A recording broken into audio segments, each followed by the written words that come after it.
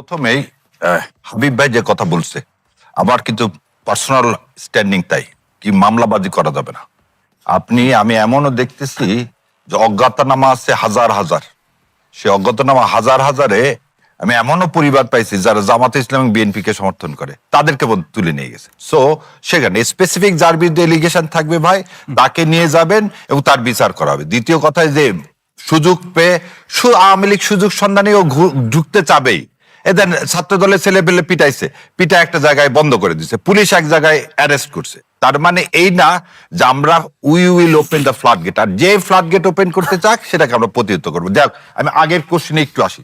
আমার বড় ভাই দুইজন সিনিয়র সাংবাদিক আছেন, মাসুদ কামাল ভাই এবং সাইদ ভাই, দুইজনের একটা কথাই দেখেন। মাসুদ ভাই বলতেছে কি যে কিছু সবই এই মানে ইন্টারিম গভর্নমেন্ট প্রভিশন তো কনস্টিটিউশনে নাই, এই কথাটাই আমি বলতে চাইছিলাম। আপনি কিছু মানবেন না তা না। আর সাইদ ভাই যেটা বলতেছে 12ই ফেব্রুয়ারি পর্যন্ত সব বৈধ। আমি বারবার বলতেছি এই আদেশটা হচ্ছে 13ই নভেম্বরের। 12 তারিখ পর্যন্ত যদি সব বৈধ হয় তাহলে আপনি 13ই নভেম্বরে এই আদেশটাও তো বৈধ।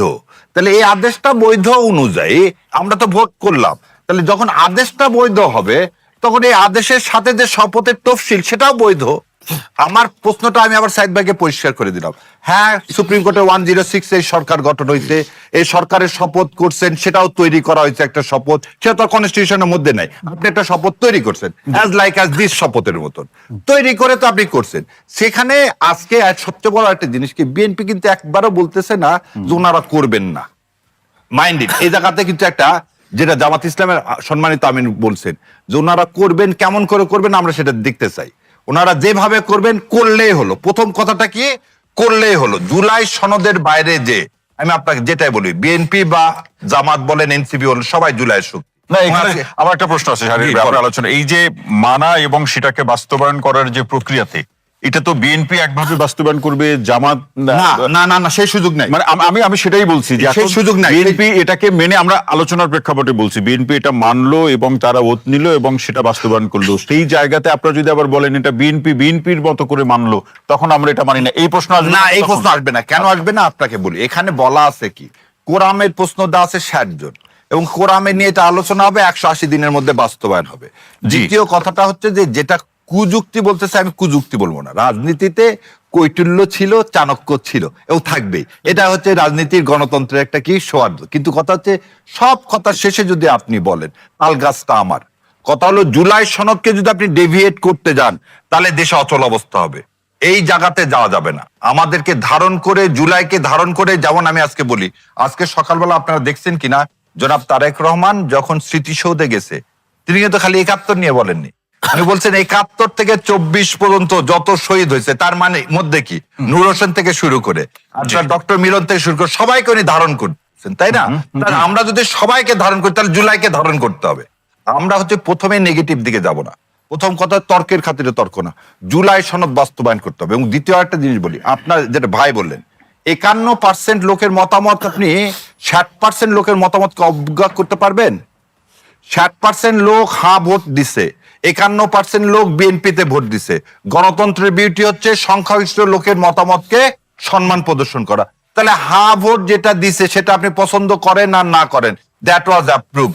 সেকেন্ডলি, আমি একটু আগে যে উদাহরণ দিছি, রাষ্ট্রপতি, শহীদ রাষ্ট্রপতি জিয়াউর রহমান আমাদের যে রেফারেন্ডাম, কিন্তু হ্যাবট নিয়ে জামাতের কোন নেতা বিএনপি কে একেবারে সন্দেহের লেন্স থেকে দেখে।